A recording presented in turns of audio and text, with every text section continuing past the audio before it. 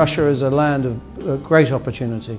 If you look at your map, I think it doesn't take long to see, first of all, it's a fairly large country. But more than that, it's a country full of economic opportunities with an emerging middle class that is now keen to aspire to many of the things that we have in the West. Russia still has a huge amount of potential for people coming into the country. Roads, ports, airports, for example, still need a lot of investment. And here there's been some remarkable investment from Russia into, for example, high-speed trains. Siemens and Alstom have benefited there, light rapid transit and air traffic control systems. And there's also a lot of encouragement in some specific industries, for example, technology, electronics, pharmaceuticals and obviously automotive are all heavily promoted by the government in terms of bringing in new investment. We have chosen Russia because we're in Russia for more than 32 years and we could see the market for construction equipment starting from 2003 and 2004. And obviously, having inherited the old infrastructure from Soviet time, like water supply, electricity supply, everything need to be repaired. Pilkington decided to invest in Russia because of the local market attractiveness, and the Russian market is still one of the largest market among emerging markets in the world. Pilkington built this factory in 2006. This is one of the largest factories in the world. Я бы хотела сказать, что, конечно, здесь есть клиенты, здесь есть интерес к английскому стилю, к английским фирмам. Но английским фирмам надо быть готовым к тому, что у российских потребителей немножко другой менталитет, другое представление о ведении бизнеса, о сроках ведения бизнеса. И при этом обе стороны должны быть достаточно гибкими, чтобы достигнуть результата.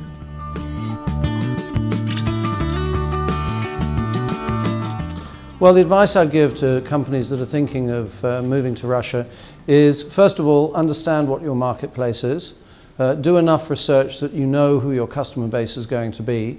If you are coming for the first time, make sure that you talk to the right set of lawyers and accountants and those that are involved on the regulatory side, so that you understand the broad backdrop to entry into the market.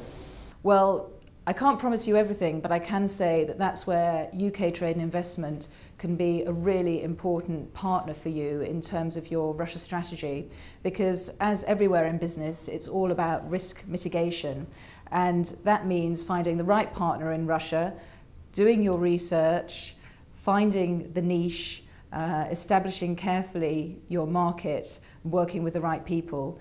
And UK Trade and Investment in Russia can help you on all of those counts. UK Trade and Investment have been very supportive to us ever since we arrived here. They have assisted in putting us in touch with potential Russian clients, potential projects here in Russia. They've provided us with information on what's happening. It has helped us, it has opened doors for us and helped us put our case before potential clients. And as a result of that, we've actually won some work here in Russia directly through these contacts. There are a number of incentives given by government to invest in Russia, largely applied on a regional basis. There's a lot of emphasis on infrastructure development at the present and investment to stimulate demand. And on top of that, there's been a general decrease of the tax burden. Corporate income tax is reduced from 24% to 20% this last year. I think a lot of British companies and a lot of Western companies, they tend to look really only at the big cities, at the cities which are of 1 million people and more. The real opportunities in Russia are lots of little pockets of opportunities in the regions. The Euro region is the industrial heartland of Russia. It has 30% of the world's titanium, 60% of Russian oil, 90% of Russian gas. It's also strategically placed between, on the borderline of Europe and Asia, and is an access point between Southeast Asia and the Far East and Europe.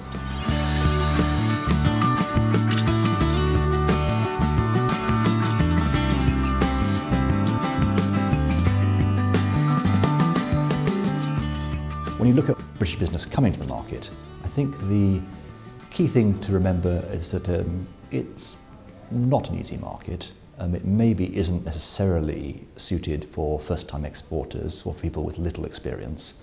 But on the other hand, it is something where companies which do well do very well. Russia is one of the bricks, and the reality is that Russia is actually the brick on your doorstep because it's just a few hours away, it's very accessible, it's part of Europe, and it is emerging and growing very, very rapidly. So really it should be part of any British company's export strategy.